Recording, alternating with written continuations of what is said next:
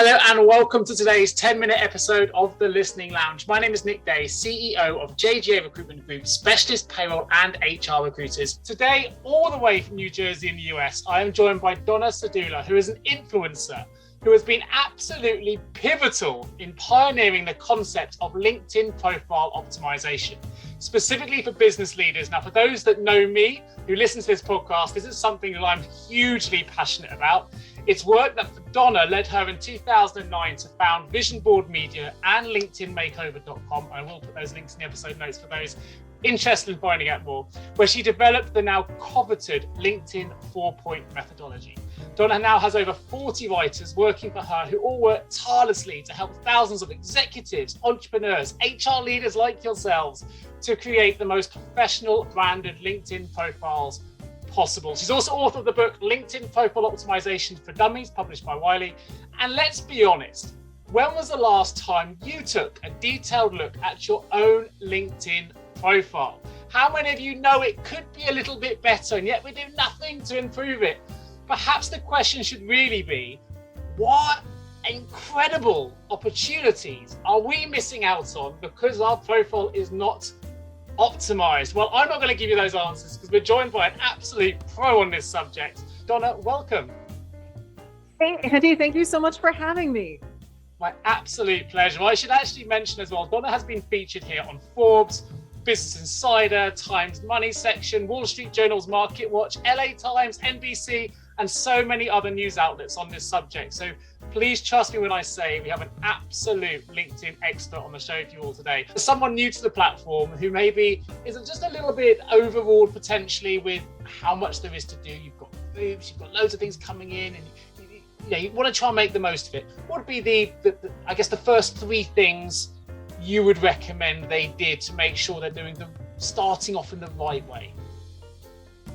Yeah, so and if we were to just focus in just on the profile, all right, just the profile, I would say, look at the intro card, look at that top part of the profile, make sure there's a background graphic that really illustrates your brand, that talks about, really shows in a subtle way, it doesn't have to be overly obvious, but, it really gives a person an idea of who you are and what you do without reading a single word. So a background graphic, get a nice looking profile picture, one that your face fills the circle. And I don't want to see much in terms of shoulders or elbows there, just your face. Make it smiling, look at the camera and make sure it looks nice. It's a nice professional photo. That's important. The next thing is that headline. The headline is so important because it's not just relegated to the top of the profile. That headline actually moves with you through all of your activity on LinkedIn. So if you're messaging someone, if you're posting on LinkedIn, if you're recommending someone on their profile, all of those areas, that they see your picture, they see your name, and they see that headline.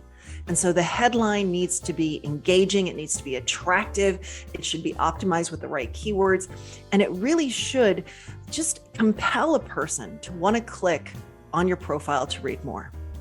Are there any do's and don'ts then? So for example, contact information. Now, I know for certain levels of engagement on LinkedIn, you can be, we're a paid for user as a recruitment agency, so we have access to a few additional features.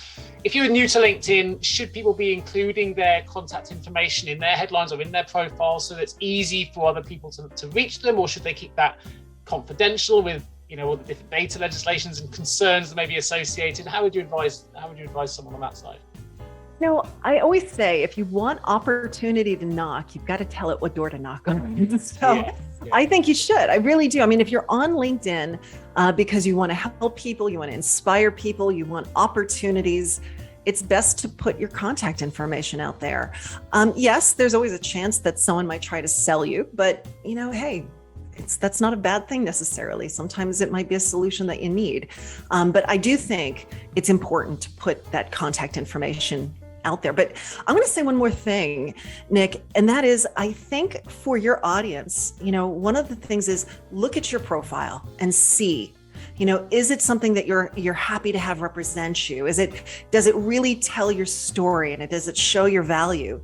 But then don't stop there. Look at the company page. Look at the employees, look at the executive teams, and start to look at all of the profiles that are associated with your company and start asking yourself those questions as well, because they all represent that company. And you want to make sure that, the company story is there and that, the people look like someone that's, really showcasing their best. Let's focus a little bit then on, you've got a team of 40 plus writers now helping people really develop their personal brands, a personal branding expert. What are some of those, I think it's over 6,000 executives you now work with, Donna, which is a phenomenal number. What are some of those executives talk to you about LinkedIn success and how does your team start that process of really improving employee branding for people? Where does it start and what are some of the success stories that come out on the other side of it?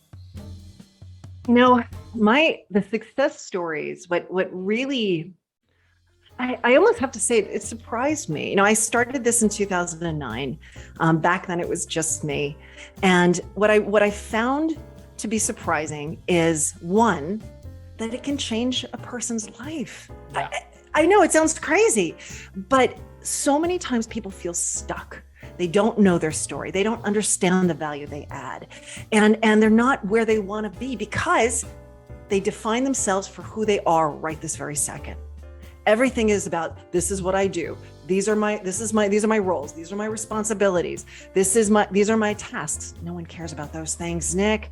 It's what have you done? How have you moved the needle? What are your accomplishments? What are your triumphs? What are you truly proud of? It's not that this is what you do every day, but what have you done that has made a significant impact on the organization? And let's not even think about what you're doing day to day right this very second.